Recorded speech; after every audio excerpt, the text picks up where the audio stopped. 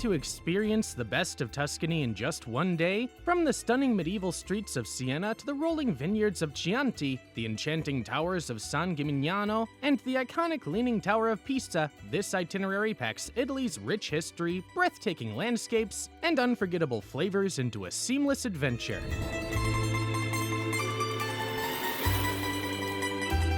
Stroll through centuries-old cathedrals, taste world-class wines, and savor award-winning gelato, every moment offers a new story. Let's dive into a perfect day exploring Tuscany's timeless charm. Best time to visit Tuscany. The ideal time to explore Tuscany is during the spring, April to June, and fall, September to October, when the weather is mild and the crowds are thinner. Temperatures hover between 60 to 75 degrees Fahrenheit, 15 to 24 degrees Celsius, perfect for wandering medieval streets and vineyard trails. Summer can be hot and busy, especially in July and August, while winter is quieter but cooler, with some attractions having reduced hours. Planning your visit during the shoulder seasons lets you enjoy the region's beauty with more comfort and better prices. Tuscany Airport Tips.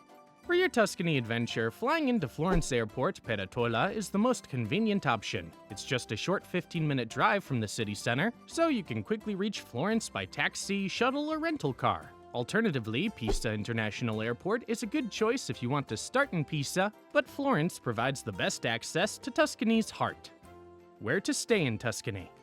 For easy access to your day trip destinations, staying in Florence is your best bet. The historic center offers a range of options, from budget-friendly guest houses in the Oltrarno district to stylish mid-range hotels near Santa Maria Novella Station.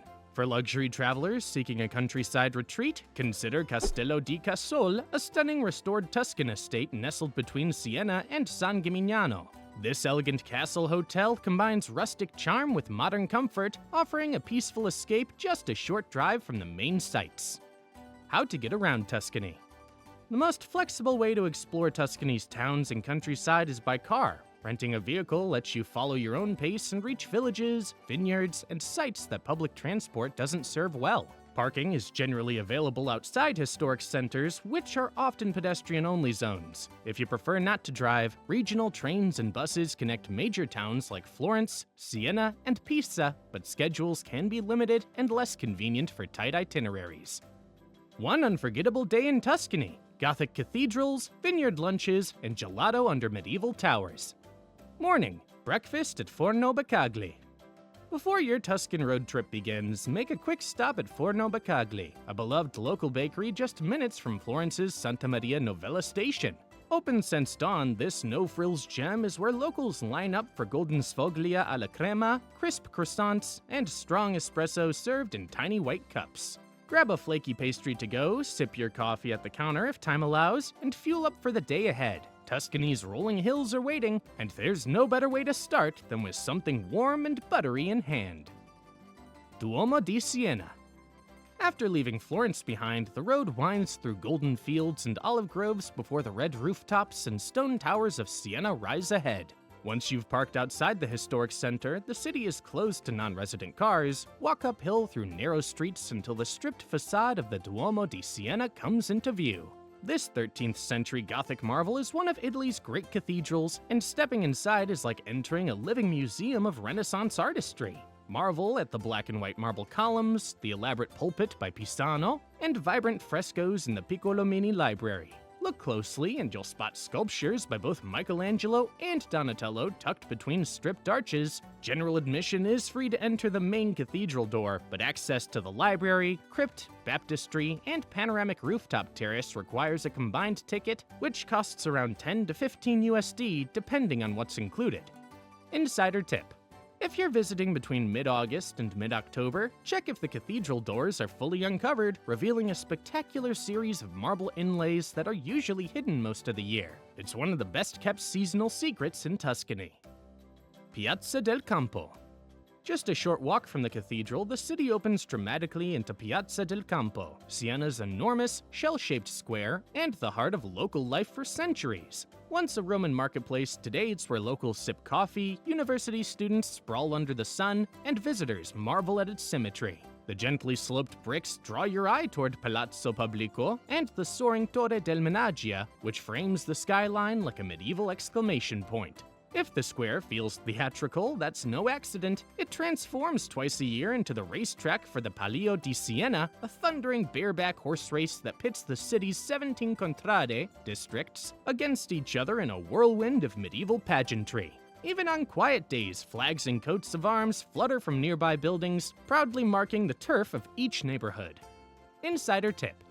For the best photo of the entire piazza, climb a few steps up Via di Siena or grab a seat at the Fontagaia fountain. The curve of the square reveals itself best from above, or at an angle, not from the center. Torre del Mangia. If you've got the stamina, the Torre del Mangia is worth every one of its 400 steep steps. Built in the 14th century to rival Florence's towers, it rises more than 290 feet, 88 meters, above Piazza del Campo, and the panoramic view from the top is nothing short of breathtaking. From here, you'll see Siena's terracotta rooftops spilling out into a sea of Tuscan hills, dotted with vineyards, olive groves, and cypress-lined roads. The climb is tight and spiral, not ideal for those with claustrophobia, but there are landings to pause and catch your breath. Entrance costs around $13 USD, and timed tickets are required during peak seasons, so it's smart to book ahead if you're visiting in summer. On a clear day, the view extends far beyond the city, offering a stunning perspective of the surrounding countryside's patchwork of fields and forests, making the effort to reach the top truly rewarding. Contrade Neighborhood Walk. Before leaving Siena, take a few minutes to wander off the main square and into the Contrade, the city's historic districts that still pulse with fierce identity and pride. Each contrada has its own museum, fountain, animal symbol, and even anthem. You'll know you've entered one when you spot their colorful flags and intricate wall plaques adorning the buildings. Though the Palio only takes place twice a year, the rivalry is alive year-round, and the locals are more than happy to explain which district they belong to and why theirs is the best. These winding side streets offer a quieter, more intimate view of Siena, no shops or crowds, just laundry hanging from balconies, shuttered windows, and the deep rhythm of everyday life. Insider tip. Look for the dragon, eagle, or unicorn emblems set into the stone walls. Each one marks the boundary of a contrada and tells you who rules the streets you're walking on. Taste Panforte di Siena. Before heading back to the car, stop into a local pasticceria near the square and try a slice of panforte, Siena's most iconic sweet. Dense, chewy, and packed with honey, candied citrus, almonds, and warm spices, it's like a medieval energy bar with serious flavor. This recipe dates back to the 13th century, originally made by apothecaries and monks, and it hasn't changed much since. You'll find it in almost every bakery, but some of the oldest shops like Nannini or Pasticceria Il Magnifico offer traditional versions dusted with powdered sugar and sold in waxed paper rounds, perfect for gifts or snacking later on the road. Insider tip. Ask for a small sample before buying. Many shops will gladly let you taste both the classic and chocolate versions. The spiced aroma alone is worth the visit. Late morning. Wine tasting and vineyard tour at Fattoria Poggio a Loro. Leaving Siena behind, the road begins to twist gently through open countryside where rows of grapevines stretch across sun-kissed hills, and the air carries the faint scent of wild herbs and warm stone. As you approach, the peaceful atmosphere of Fattoria Poggio a Loro welcomes you, a family-run farm and vineyard nestled deep in the heart of the Chianti region where tradition and nature blend seamlessly. Here, you'll embark on a short walking tour through the vineyards, guided by passionate locals who share the secrets behind their organic farming methods and centuries-old techniques. Along the way, learn about the careful cultivation of their prized grapes, the production of extra virgin olive oil, and even the harvesting of saffron threads, one of the world's rarest and most delicate spices. Once the tour concludes, step out into the terrace where breathtaking views unfold. Below, the rolling hills, quilted with vineyards and olive groves, stretch endlessly, and in the distance, the medieval towers of San Gimignano punctuate the horizon, adding a timeless charm to the landscape. This tranquil setting invites you to pause and savor the natural beauty that defines Tuscany. Tuscan farm lunch with local wines. After the tour, settle into a rustic farm table shaded by pergolas or nestled into a cozy dining room that feels like home. Your classic Tuscan lunch begins with crusty, freshly baked bread drizzled generously with the estate's golden, peppery olive oil. Next, savor paper-thin slices of cured prosciutto and salami paired perfectly with tangy pecorino cheese and a crisp, garden-fresh salad bursting with seasonal flavors. The centerpiece is a comforting plate of fresh pasta, bolognese, rich with slow-simmered ragu made from local meats and tomatoes, each bite a celebration of traditional recipes passed down through generations. Every ingredient on your plate comes straight from the farm's land or nearby producers, creating an authentic farm-to-table experience that tastes as pure as the surrounding landscape. To complement your meal, each course is paired thoughtfully with one of the farm's 4 house wines ranging from bright, aromatic whites to robust, velvety reds that capture the essence of Chianti's terroir. Insider tip.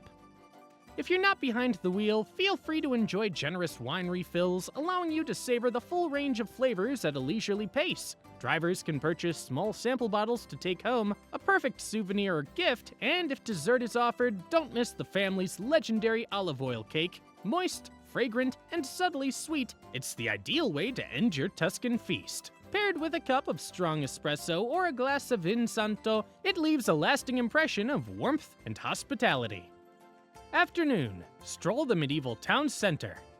After a short drive from the Chianti countryside, arrive at San Gimignano, where stone towers rise dramatically above the field like a skyline frozen in time. Parked just outside the city walls, the town is pedestrian only, and enter through the Porta San Giovanni gate, stepping back centuries into a perfectly preserved medieval world.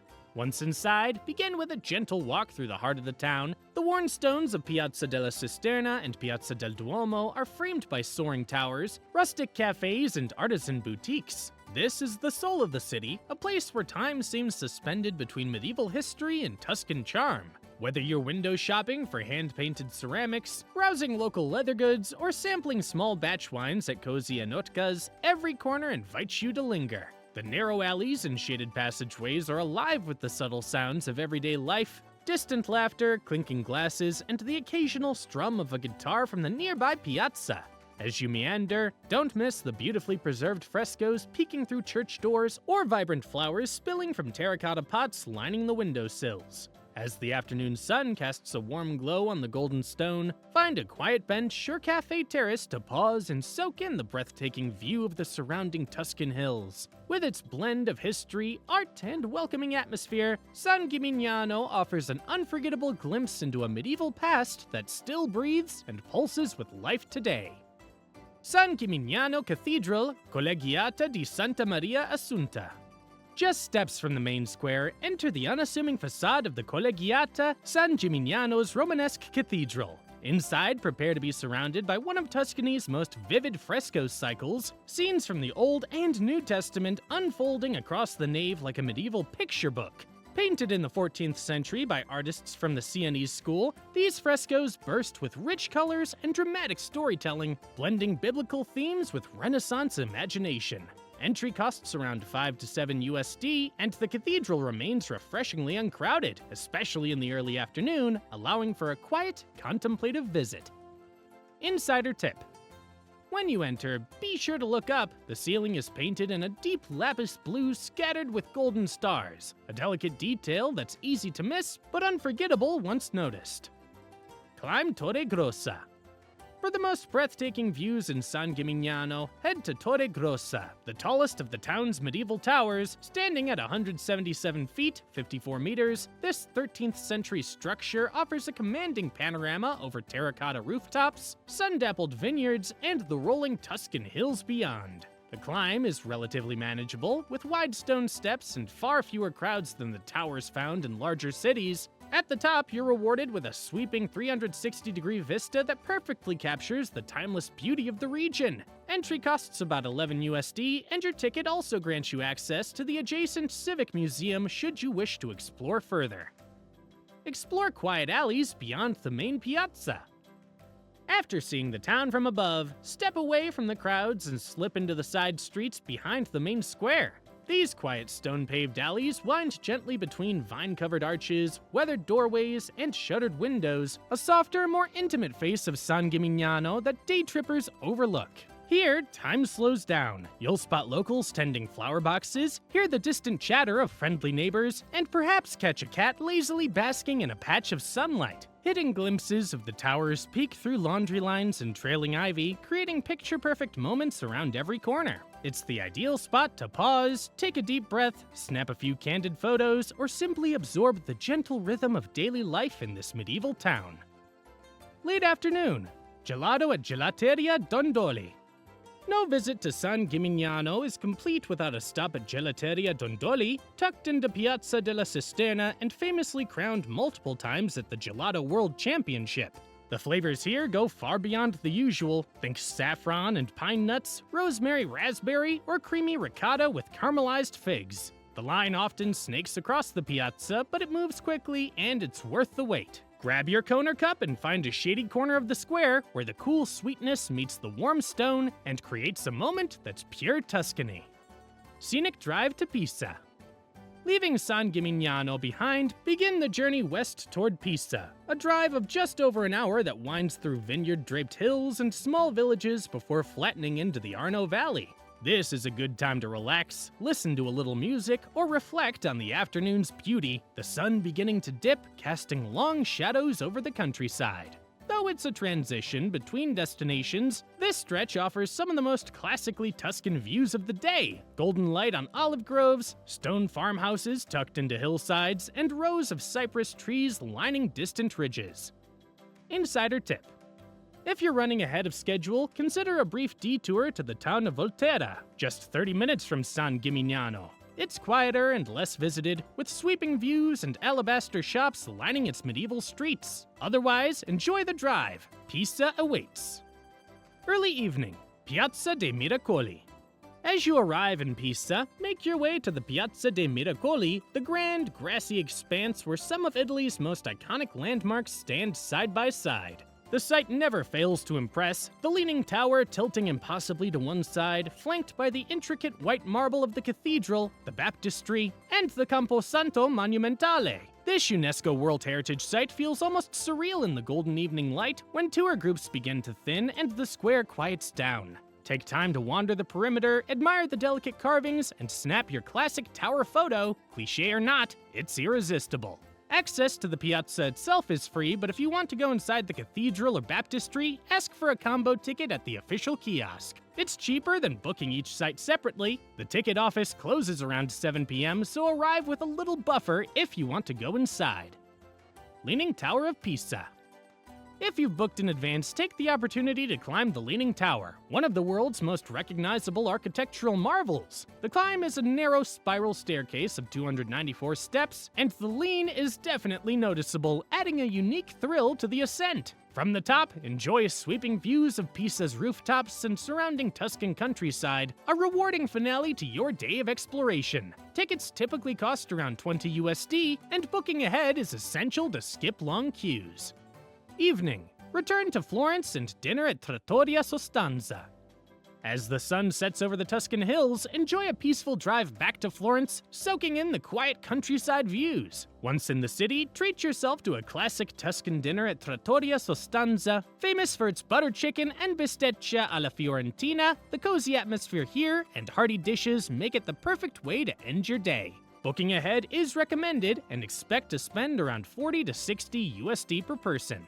Wrapping up your perfect day in Tuscany, you've explored Siena's history, tasted Chianti's wines, wandered San Gimignano's medieval streets, and marveled at Pisa's Leaning Tower. If you're planning more travel in Italy, check out our guides on Florence and Rome next. Don't forget to like, subscribe, and turn on notifications for more unforgettable travel adventures. Safe travels!